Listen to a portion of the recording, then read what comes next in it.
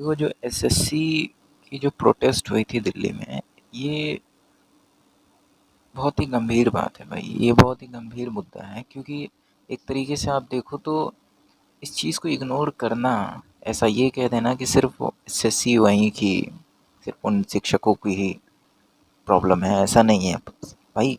इससे ज़्यादा प्रॉब्लम आपको बिहार में भी देखने को मिलती है एसएससी की। एसएससी हमेशा प्रॉब्लम लेकर आता है। ऐसे देखो, करप्ट सिस्टम होता है, करप्ट सिस्टम में ऐसी प्रॉब्लम हो जाती है। ऐसी सिस्टम जो ज़्यादा फेमस नहीं है वो जानबूझकर करप्शन करती है, और ख़ास करके शिक्षा विभाग में भी करप्शन होना ये बहुत बड़ा अपराध है। और मैं कह रहा हूँ कि अगर इस बात में जीत होती है, इस बार अगर हमारी जीत होती है, तो समझ लो कि ये फ़ायदा है आने वाले समय के लिए भी। क्योंकि भाई, नीट का जो करप्शन हुआ था, नीट में जो करप्शन हुआ, उस चीज़ का फैसला आप देख सकते हैं कि सिस्टम ने नहीं किया।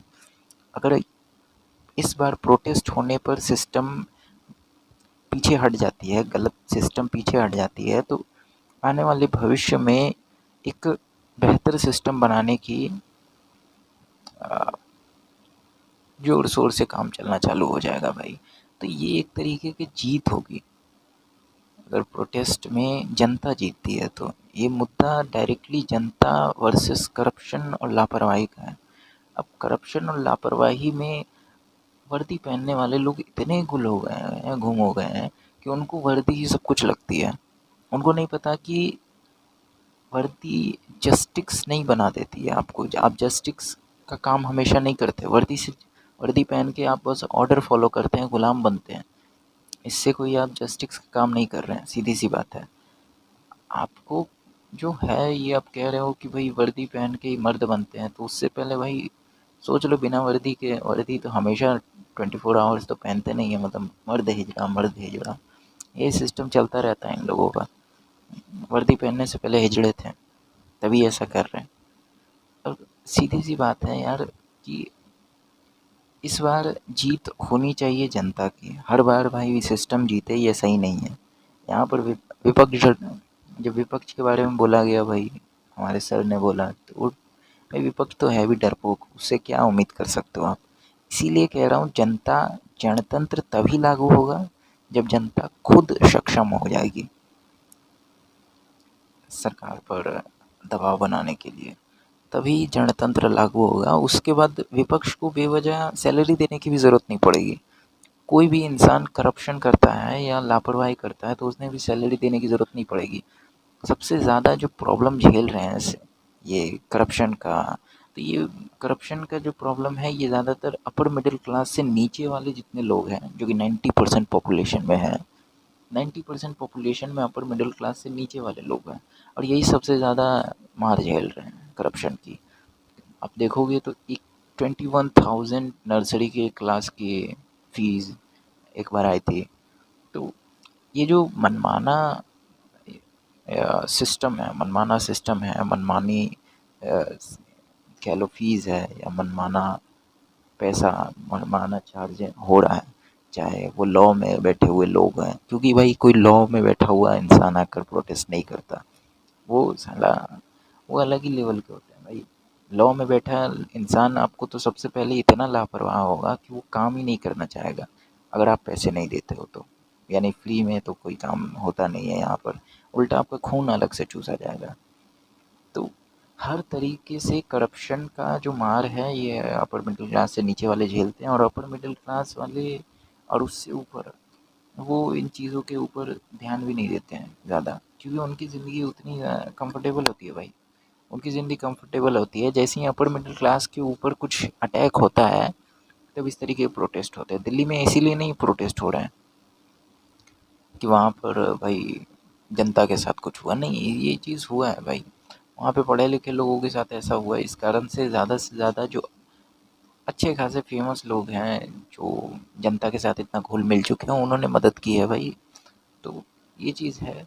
जनता तो ऐसे हमेशा से पिसती आ रही है, करप्शन की मार झेल रही है। करप्शन के खिलाफ कोई जा ही नहीं पाता ना, करप्शन के खिलाफ नहीं जा पाता। ज़्यादातर जो नेता है, पावरफुल लोग हैं, वही ऐसा काम करते हैं। रिच लोग, नेता लोग, ये सब ये घपलेबाजी में हमेशा रहते हैं, ये कभी भी काम नहीं करना चाहते हैं।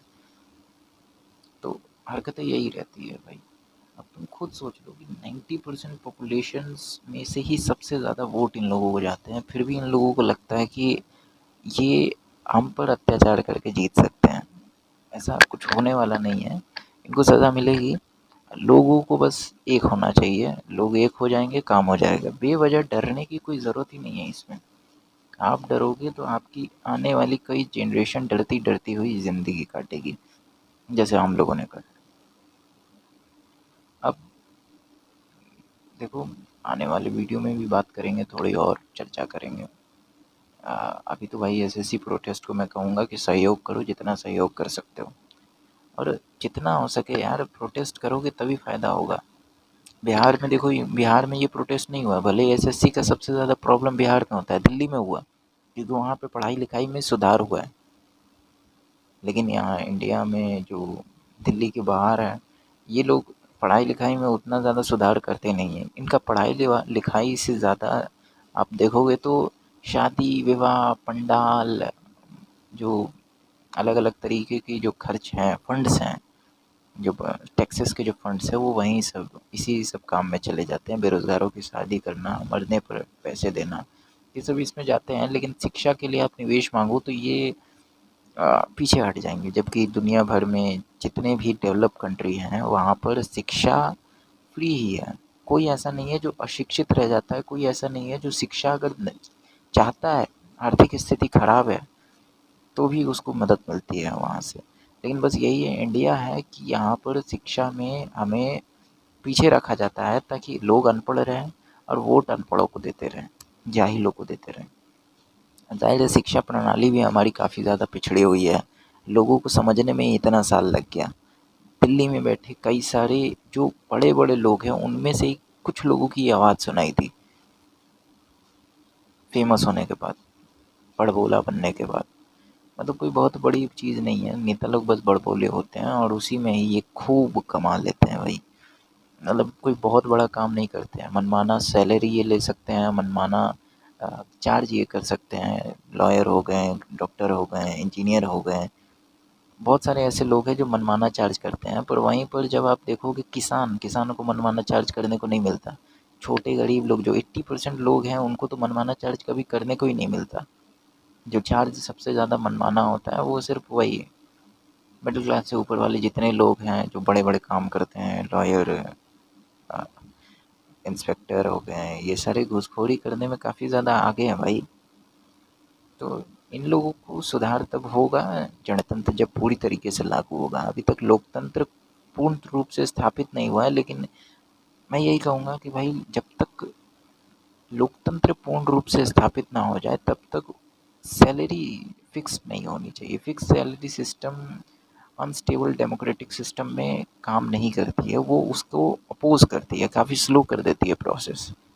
डेमोक्रेसी तभी लागू होगी जब सैलरी सिस्टम या तो फिक्स्ड से हट जाएगा, या फिर धीरे धीरे लोग इतने अवेयर हो जाएं कि इस तरीके के प्रोटेस्ट चलते रहें, तभी काम होगा। दोनों में से एक चीज़ सिस्टम चेंज कर सकती है।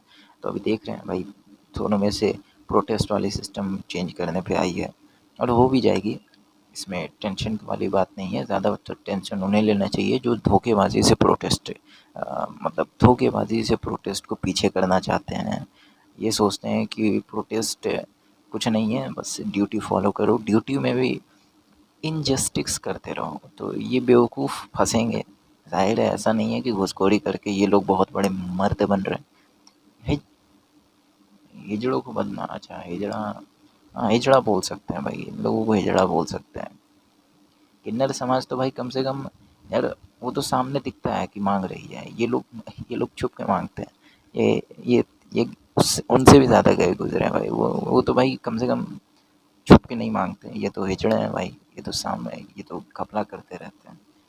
तो इनका सिस्टम आएगा, इनका कहानी जो है बस कुछ समय और उसके बाद एंड होना ही है। ठीक है, मिलते हैं। सब्सक्राइब कर लो यार, ऑडियो वीडियो क्वालिटी तभी बढ़ेगी, बिना इसकी वजह से भाई आइंस्टाइन की थ्योरी भी बतानी है भाई। आइंस्टाइन की थ्योरी में कौन सी गलती है वो बताई जाएगी। साइंस ऐसे ही नहीं साइंटिस्ट लिख दिया है मैंने चैनल का नाम, तो सब्सक्राइब करो।